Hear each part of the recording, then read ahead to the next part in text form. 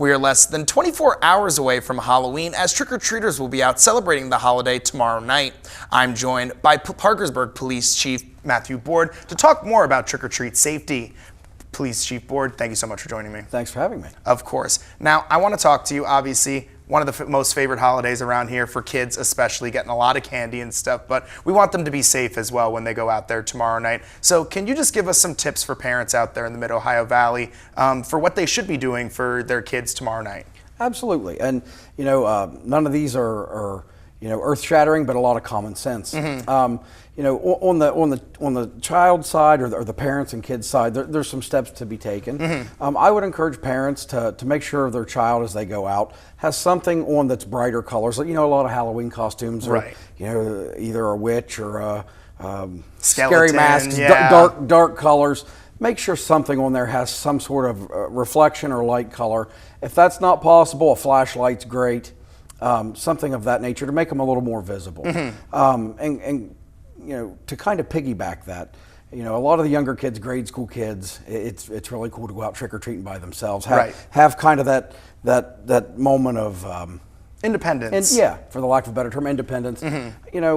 Parents need to be cognizant that there's an appropriate age, and that's probably something that they can come up with on their own with their child. Not sending really small kids out by themselves, and being present if possible with their child. Junior high school kids, if they participate, that's one thing. But, sometimes younger kids do go out, and I think it's best that parents are involved in that circumstance as well. And so from a driver's aspect, for people that maybe don't have kids that are out trick-or-treating, but people out on the roads, what suggestions do you maybe have for them to be safe as well, to look out for kids, because obviously we don't want anyone to get harmed? Just be aware that tomorrow night's a little bit different than your average night. There's going to be an extremely high volume of foot traffic, a lot of pedestrians, whether it's trick-or-treaters or just people out enjoying the holiday evening watching the trick-or-treaters. The best advice I can give is, if you have somewhere to be, leave a little early. Other drivers are going to be driving a little slower. There's going to be the people crossing the street. So just plan accordingly. And while you're traveling, be mindful, be watchful.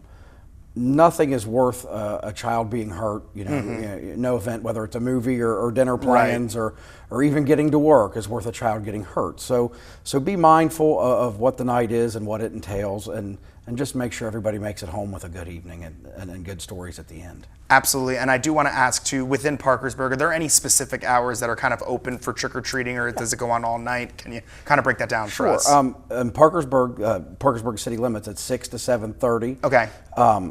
And that's something else that I would have parents have a conversation with their children about.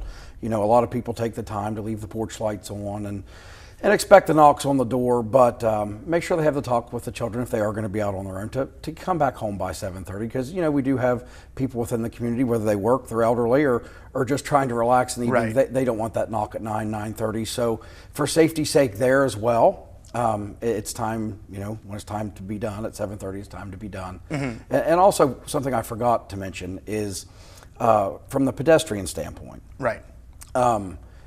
Just because it is a special evening doesn't mean we shouldn't exercise caution in how we cross the street, where we cross the street.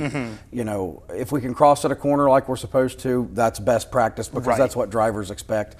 But I also want to throw in, if you can cross in an area that's well lit, that's far better of an opportunity for safety than crossing somewhere that's a little bit darker. So if you have to walk an extra half block and then traverse back on the other side, so be it. But just a little bit of common sense goes a long way here. Absolutely. And Chief Board, before I let you go here, is there any other safety tips or maybe any guidelines within the city that you would like to highlight for any parents, or for maybe any of the kids out there that are watching us right now too, learning about this? Like I said, just between parents and kids, communication of expectations. Set boundaries how far you can go, what time you should leave, what time you're coming home, and the do's and don'ts of while the child's out there. Children pay attention to their parents, but parents have to be engaged. All right, perfect. Thank you so much, Chief Board, for sitting down with me and sharing these very, creative and smart tips as well to help our community stay safe tomorrow. Thank you for having me. Of course. When we return, Mid-Ohio Valley, Kirk Greenfield will have one last look at your forecast. Stay with us.